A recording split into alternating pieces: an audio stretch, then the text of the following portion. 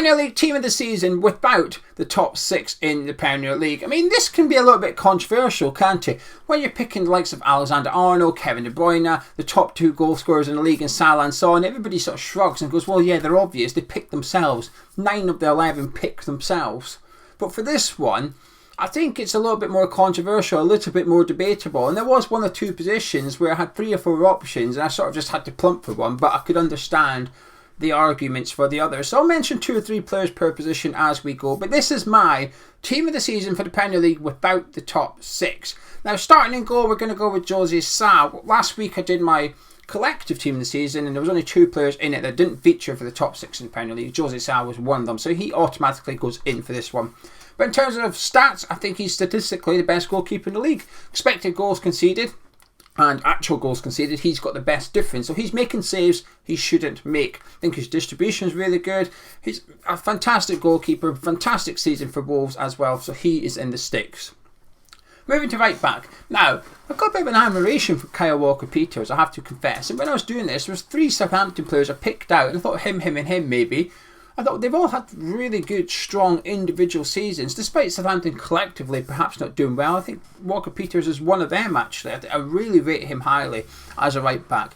But I'm not voting for him. I'm not putting him in my team. It's Matty Cash of Aston Villa. I think he won their player of the season. I'm pulling that out because when I was doing this and I was pulling out the numbers to sort of justify my inclusion of certain players, got it to Matty Cash and there was like not really any statistics that I could pull out to back me up. So I've had to sort of go with this as from what I've seen this season.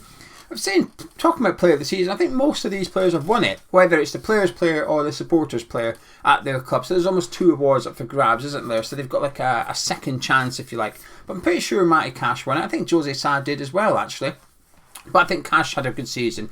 I think there's been some Aston Villa players, they've played well in purple patches, they've had 2 or 3 good games, 2 or 3 bad games, so on, and that's gone on for the duration of the season. You know, Ollie Watkins, Jacob Ramsey, they've all had good spells, bad spells, whereas I think Matty Cash has been one of the few players that's been consistently performing at a high level for Aston Villa this season, so he goes in as my right back. Now, my first centre-back is one of the easiest players I've had to pick for this one. When I did my team, I wrote down about 6 names. I just went in, undisputed, there in that team. And Marc Guéhi is one of them. Big move from Chelsea, impressed in the Championship the season before last. Big money move to Selhurst Park.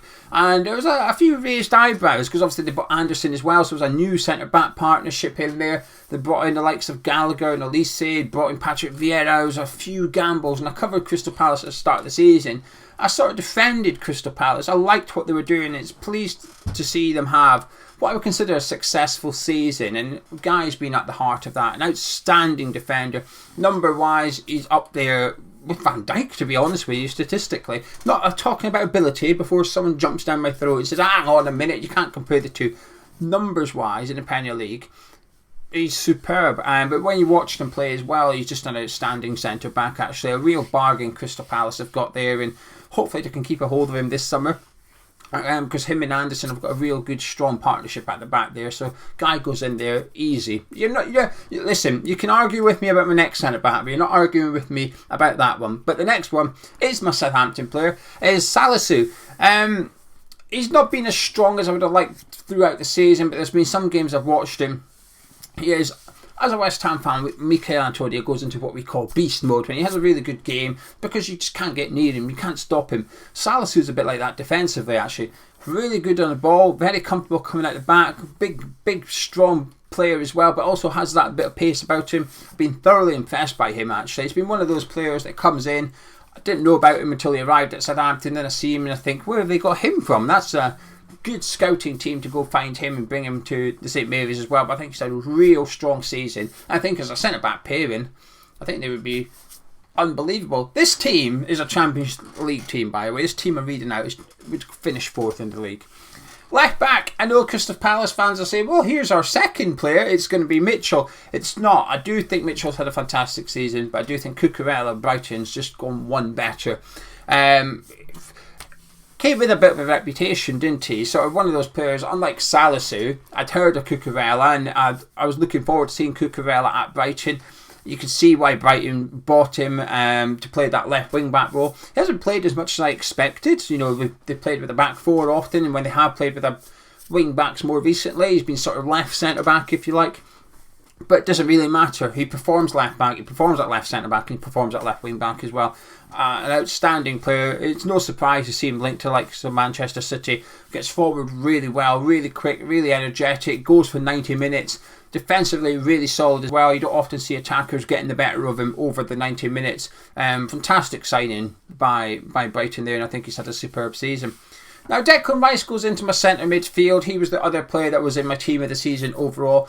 I like to think I'm not being biased here by putting Declan Rice in. Some people may disagree with me, but I do think he's a world-class player and he's had an absolute superb season. So he goes in. Now, this is where it gets tricky. I had 3 players and I could only pick 2 of them. So I have chosen my 2, and it's going to annoy some Southampton fans because I've left out James Ward-Prowse. Now, part of the reason I think I've left out James Ward-Prowse is because I'm a big fan of James Ward-Prowse. I know you think, well, this doesn't add up, sure they'd include him. But because I rate him so highly, I do wonder if I am being a bit biased when I talk about how good Ward-Prowse is. And part of me thinks, is it because I'm a big fan of Ward-Prowse? Do I see him better than what he actually is? Hopefully it makes sense. Probably not. But next to Declan Rice, I'm going with Joelinton of Newcastle. Now, there's an argument for putting Bruno straight in there as well, despite him only playing 6 months of the season. But I think Joelinton's been better for longer. And been sort of almost like the symbol of change at Newcastle. You know, I did a video about Eddie Howe's success at Newcastle and how I don't think he was getting the praise, and Joelinton is part of that because he's probably been their best player. I would be surprised if he's not won their player of the season. I don't know. I've not looked up who won player of the season at every club, by the way. I mean, I probably should have done. I wouldn't be surprised if they've all won an award. Perhaps not Guy of... I think Guy did win one. Yeah, maybe they all did win some. And Zaha's in the team. Zaha probably did win something. Anyway, as for Joelinton, I think he's done it for a longer period of time. And people bang on about how Eddie Howe spent 90 million. It's true, of course. I argue that Kieran Trippier hasn't played that much. Bruno took a little while to get into the team, as Eddie Howe, A, had 3 centre midfielders in form, including Joelinton, and B, just eased him in gently. So while he spent 90 million, it wasn't a £90 million worth of impact immediately. But one player that has made a huge difference at Newcastle was Joelinton. Cost him nothing. He changed his position. It's worked out fantastically well. And it'll be interesting to see what Eddie Howe does with him long term. Does he trust him enough to now be a centre midfielder, or does he wonder if it's just, I say a purple patch, I mean it's a bloody long purple patch if it is, but can you rely on Joelinton being a centre midfielder going forward? It'll be interesting to see how Howe deals with it. But in terms of this season, he's going in there as my centre midfield partner next to Declan Rice. Now moving on to the right wing position, in goes Jarrod Bowen. Yes, I know, West Ham fan picking a West Ham player again, but how can you not? 12 goals and 10 assists. It's now an incredible record. Fantastic season he's had. Obviously deserved call up to the England team recently as well. But he was our main goal threat this season. When he played, we had a chance of scoring a goal. Simple as that. I was confident West Ham would score when Jarrod Bowen would play. If you took Jarrod Bowen out, I'd be a little bit worried. We have players obviously capable of scoring, but nobody carried the threat Jarrod Bowen did, and consistently very good as well. You could count on one hand how many games he was poor this season, and I'm including all the other games as well, the FA Cup, League Cup and the Europa League as well. There were not that many. Turned up every single week. Brilliant season by Jarrod Bowen. Now moving into sort of the number 10 role, if you like. And this is the other player. So I had 3 players, Joelinton, Ward-Prowse and this guy. Now if I asked you, how many goals and assists do you think James Madison got this season? What would you say? What would you say for James Madison's output in the Premier League?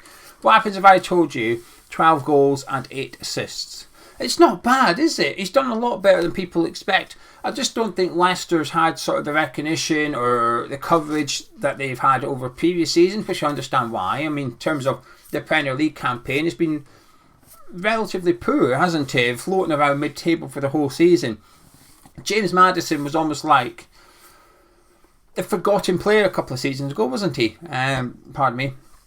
You know, during lockdown, he didn't particularly behave himself, and it was almost, you know, he was on the verge of a big money move 2 or 3 seasons ago, and it sort of just tailed off, and then he wasn't even getting in the Leicester team a couple of years ago. There was sort of questions over what's going to happen with James Madison. I think he's really upped his game this season. Whenever I watch Leicester, he's been their main attacking threat.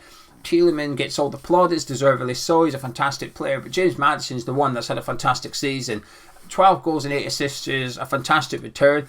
Bearing in mind, Vardy's been missing for half the season as well, which is the main man up front. So to still have that output, I think they've needed players to stand up and be counted this season, Leicester City. And I think James Madison's been one of them. It all feels a little bit stale under Brendan Rodgers at the minute, but it doesn't feel stale for James Madison. Quite the opposite. It's somebody that should have been in the England team. I don't know why he wasn't in the England team, to be quite honest with you. But he's in Gio's team this season. Now that's going to make any difference to James Madison, but I think he's had a really good year. Now on the left is Zaha. It's a funny position, isn't it? So I think Trossard's had a really good season there for Brighton. I think Zaha's had another really good season, 14 goals. Only 1 assist, which is a bit disappointing. But I was intrigued to see what Vieira was going to do with Zaha, because obviously they had Eze, and he was injured for most of the season. But at the start of the campaign, it's like, well, you've got Eze now, you've got Elise coming down the right, you've got Gallagher in there. Will Zaha play as much, essentially? But he has done. And I think he's benefited from having a more attacking Crystal Palace team, if you like. They play further up the pitch a bit more, and the pressure's not all on Zaha anymore. I think under Hodgson it was sort of like Zaha FC. If Zaha was injured, Palace were in trouble. You don't get that impression now. I think if Zaha was injured, as long as Eze and Elise were playing, and I think it'd be okay. You know, Edouard, Mateta as well. There's plenty of goals across that team now. It's not relying on one player. But he's still stepped up, and I think we'll actually see a better Zaha next season as well. But for this one, I'm going to put him in on the left. I know there'll be some Newcastle fans arguing I should have St. Maximum. There'll be, like I said, Brighton fans will be arguing for Trossard. Leeds fans will be saying I should shoehorn Rafinha into the left wing. Not doing that. I'm sticking to players in their right position. I had a little moan in my last video where I don't like it when pundits do this, where they just put right backs, left back, because they can't think of a left back. They just have 2 right backs. Well, that's cheating. It's cheating. You can't think of a left winger. It doesn't mean you bring a right winger over. No. You can't have somebody who's played right wing all season playing on the left in your team this season. He's not played there all season. Anyway, so Zaha goes in. Now, up front, it was quite difficult actually, and that's not a good thing. There should at least be 2 or 3 sort of like easy contenders. Last season with like some Patrick Bamford in there did waves. I were like, wow, what a season he's had. Antonio West Ham's often been good. With Charleston or Calvert-Lewin of Everton's usually good. Callum Wilson, had he been injury free, might have been in the contention as well. So, funnily enough, the one player that sort of tickled my fancy was actually Jamie Vardy. 15 goals this season. I mean, how? I don't think I've seen him play 15 games. How's he got that much goals? But I've left him out because for that reason I don't think I've seen him play that well, that often, that much. But yet his goals suggest he has. I'm going to go with Ivan Toney. A huge part of the way that Brentford play. And I know sort of he's got a decent goal return. Was it 12 goals? Yeah, 12 goals and 5 assists this season. It's decent numbers for a striker just promoted to the Premier League in his debut season. But it's not necessarily just because of that. I think that's enough to warrant it. But obviously you're going to say, well, hang on, Vardy scored more. But the way Toney is pivotal to the way that Brentford play. They can be quite direct. But that's why they need Ivan Toney there. But once they're in the final third, they play some neat football. Obviously, Christian Eriksen coming into Brentford has made a huge difference from January onwards, and it was sort of half tempting to put him in as well. But it's the same reason I didn't with Bruno. I thought, no, I'm going to pick players that have done it for the full year. I think Ivan Toney has. When he was out, there was some games he was missing. Brentford looked a little bit flat. They struggled a little bit without his presence up front. But when he's there, when he is up front, you notice it. And I think this season, he's proven he can do it in the Premier League. There's always question marks, isn't there? There's always question marks when a player smashes in the goals in Championship, comes up to the Premier League. The big question is, well, can you do it? Can you do it in the Premier League? Well, Ivan Toney has answered that and said, yes, I can. Because we'll have the same question next season for Solanke, for Mitrovic. Perhaps not the Nottingham Forest players, because obviously Keenan Davis will go back to Aston Villa, and then you've got Brennan Johnson, who's quite young and not out and out striker, but certainly Solanke and Mitrovic, it's sort of like, well, jury's out for you two. Let's see if you can do it in the Premier League, because they haven't really done it yet, have they? Mitrovic was horrendous in the last year up, granted, didn't help with how he got on with Scott Parker, but Solanke as well was at Liverpool, went to Bournemouth for big money, didn't really make it work. He's back up now, so the jury was out for Ivan Toney, and this season I think he's impressed, so he's in my team. So there you go. That's Gio's team of the season without the top 6 in the Premier League last season. This season just gone, however you want to word it. Get involved in the comments, let me know yours. I'll be taking a look and replying to everybody. If you're new to the channel, please do subscribe. I appreciate it a lot. Drop a like on the video by clicking the thumbs up button too, and I shall catch you in a few days.